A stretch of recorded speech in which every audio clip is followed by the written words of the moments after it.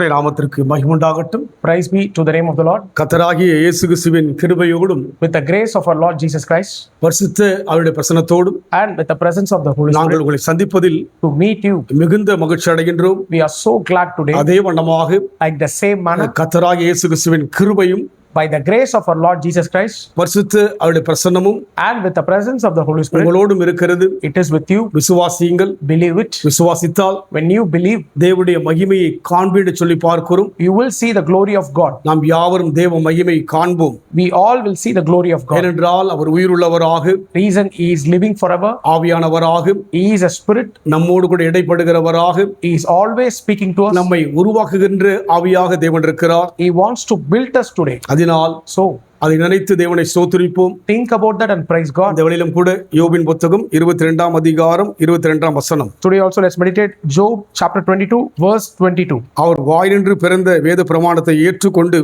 அவர் வார்த்தைகளை நம்முடைய இருதயத்தில் வைத்துக்கொள்ள வேண்டுகிறேன்.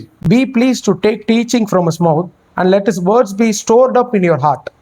தேவனுடைய வாய்ந்து பிறடுகிற வேத பிரமாணம் என்று நாம் பார்க்கிறோம். It is saying the teachings from God. இவை எல்லாம் தேவனுடைய வாயிலிருந்து சொல்லப்பட்ட வார்த்தைகளாய் இருக்கிறது.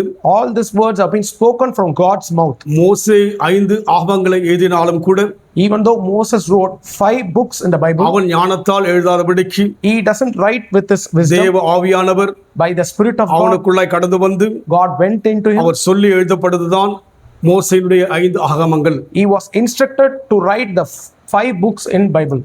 அனைத்து வேத்திருக்கிற ஒவ்வொரு ஆகமங்களும் தேவ மனுஷனால் தேவ ஆவியினால் எழுதப்பட்டிருக்கிறது. All the books in the Bible which have been instructed by the Holy Spirit and written by a man. அதனால் இது மனிதனுடைய வார்த்தை அல்ல. So it is not a word of man. இது நேரடியான தேவனுடைய வார்த்தையா இருக்கிறது. It is directly from God. அதனால் தான் நம் வாழ்க்கையிலே மாற்றங்கள், That is the reason change is happening. மீட்புகள், Redemption is happening. சமாதானம், சந்தோஷம், Peace and happiness into our life. நிலையான நிம்மதி, A permanent peace. இதையெல்லாம் தேவன் கொடுக்க வல்லமையுள்ளவராக இருக்கிறார். God is able to give that in our life. காரணம் அவருடைய வார்த்தையா இருக்கிறது. Reason, it is his word. அதை ஏற்றுக்கொள்ள வேண்டும் என்று சொல்லி இந்த பக்தன் சொல்வதை பார்க்கிறோம். This saint is saying that to accept this, ஏற்றுக்கொள்ள வேண்டும். we should accept this. தேவ ஜனமாகிய நாம் God's people, எல்லா வார்த்தையும் ஏற்றுக்கொள்ள வேண்டும். we should accept every word. நம் வாழ்க்கையில் நன்மையை மாத்திரம் ஏற்றுக்கொள்ள யோசிக்கிறோம். Only good things we are ready to accept. அநேக குறைகளை வார்த்தையில் நாம் பார்த்து அதை ஏற்றுக்கொள்வதற்கு மனம் வரவில்லை. But we don't accept the word which is not against us. நாம் முழுமை அடைந்தது போல யோசிக்கின்றோம். We think we have reached the completeness. அப்படி அல்ல. It is not like that. நாம் முழுமை அடைய முடியாது. We cannot able to reach the தேவனுடைய completeness. சட்டங்களை When God's நம் rule, வாழ்க்கையில் செய்வது when we are doing that, சுலபமான காரியம் அல்ல. it is not an easy one. ஏனென்றால் நமக்குள் 2 பிரமாணம் இருப்பதாக பவுல் சொல்கிறார். The reason Paul says we have 2 commandments. நம்முடைய ஜென்ம சுபாவத்துக்குள்ளாக அநேக விதமான தேவனுக்கு பகையான தன்மை எல்லாம் இருக்கிறது. We have a natural behavior that is against God. தேவனுக்கு பிரியமில்லாத தன்மை எல்லாம் நமக்குள் இருக்கிறது. All the displeasing nature which are against God. இவை எல்லாம் மாற வேண்டும் என்று சொன்னால், When this all should change means தேவ வார்த்தையை ஏற்றுக்கொள்கிற மக்களாய் இருக்க வேண்டும். we should be the one to accept God's word. கடினமான வார்த்தை கூட ஏற்றுக்கொள்ள வேண்டும். Even the tough words also we should accept. ஏற்றுக்கொள்கிற அனுபவத்தில் கடந்து வரும்போது When we go according to it, அவருடைய வார்த்தையை நம்முடைய இருதயத்திலே வைத்துக் கொள்ள வேண்டும். we should keep stored this word in our heart. ஒன்று ஏற்றுக்கொள்வது மாத்திரமல்ல, First thing, accepting. இரண்டாவதாக அவருடைய வார்த்தையை இருதயத்திலே வைத்துக் கொள்ள வேண்டும். Second thing, we have to store his word in our heart. அதுதான் நம் வாழ்க்கையிலே மாற்றத்தை கொடுக்கும். That will bring a change in our life. அநேகர் ஏற்றுக்கொள்கிறார்கள். Many are accepting, ஏற்றுக்கொண்டதை அவர்கள் விட்டுவிடுகிறார்கள். but after some time they are leaving it. இதயத்தில் வைப்பது கிடையாது. They are not storing it there in heart. இதயத்தில் பாரங்கள், They have burdens in their heart. இதயத்தில் குழப்பங்கள், They have confusion in the heart. இதயத்தில் பலவிதமான எண்ணங்கள் இருப்பதினாலே They have different kinds of thought in their நம்முடைய heart. இருதயமானது அதை ஏற்றுக்கொள்ள முடியாதபடி இருக்கிறது. Our heart is not ready to accept it. இங்கே சொல்லப்படுகிறது, It is mentioned ஒன்று here. பிரமாணத்தை ஏற்றுக்கொள்.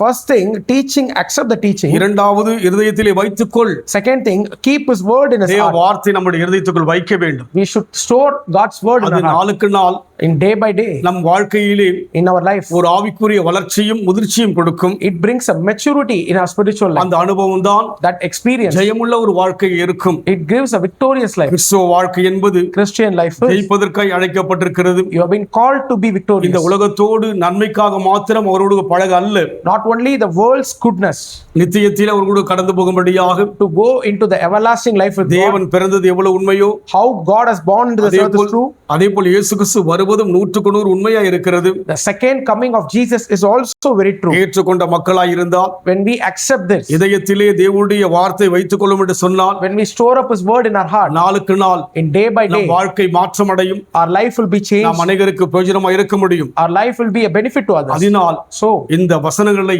this verse, தேவ வசனம் என்று சொல்லி consider as God's ஏற்றுக்கொள்ள verse. வேண்டும். Accept it. இரண்டாவது, Second thing, இதயத்துக்குள் வைத்துக் கொள்ள வேண்டும். to store it up in our heart, பாரங்களை விலக்குவோம். to remove that burden. பாரத்தை சுமக்கிற இயேசு நம்மோடு இருக்கிறார். We have Jesus to carry that burden. வேதனையை விலக்குவோம். He will take the sorrow. நம் வாழ்க்கையிலே தேவன் நமக்கு நன்மையானதை கொடுக்க ஜீவனுள்ளவராய் இருக்கிறார். Our God is living forever to give the goodness in our life. பலவீனங்களை கண்டு பயப்பட வேண்டாம். Don't look at the sickness and get fear. Pavul சொல்கிற வண்ணமாக, As Paul says, என்னை பலப்படுத்துகிற கிறிஸ்துவினாலே I can do all things எல்லாவற்றையும் செய்ய பலன் உண்டு. through Christ who strengthens me. அதனால் பலவீனத்தை யோசிக்க வேண்டாம். So don't think about the sickness. பலப்படுத்துவார். He will strengthen you. தாவீதும் சொல்கிறார், David says, என் பலனாகிய கர்த்தாவிட சொல்லி. he says, the Lord is my strength. அதனால் So நம் இதயத்துக்குள்ளாக in our heart, அவருடைய வார்த்தையை வைத்துக் கொள்ள we should store up His words. நம்ம ஒப்பு கொடுப்போம். We'll surrender today. தேவ சமூகத்தை நோக்கி பார்க்கிற அனுபவம் It is very good to look at God's நம்மை presence. வெட்கப்படுத்தாது, It will never put us to shame. நம்மை துக்கப்படுத்தாது, It will never insult us. ஒருபோதும் நம்மை தோல்வடைய வைக்காது. It will never make us into defeat. வார்த்தையும்